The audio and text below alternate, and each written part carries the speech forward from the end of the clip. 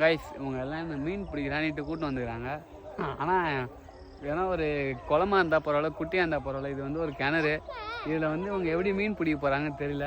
அதில் நான் தூங்கி நின்றேன். என்னை வந்து வா வா மீன் பிடிக்கலாம்னு சொன்னாங்க. அந்த தூண்டியில் காட்டுறா, அதுதான் அந்த தூண்டில்.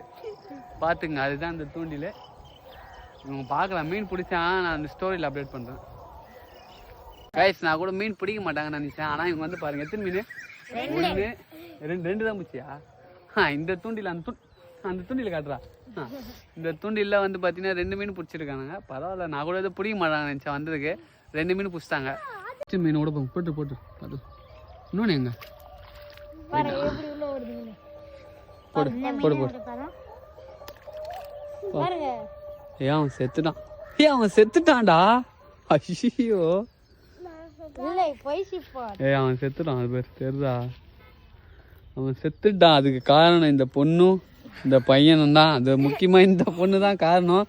எல்லாரையும் மீன் பிடிக்கிட்டு கூட்டின்னு வந்து தூங்கிடணும். எல்லாரையும் எழுப்பி மீன் பிடிக்கலாம் மீன் பிடிக்கலாம் 2 புழு எடுத்து வந்து மீன் பிடிக்க சொல்லலாம்.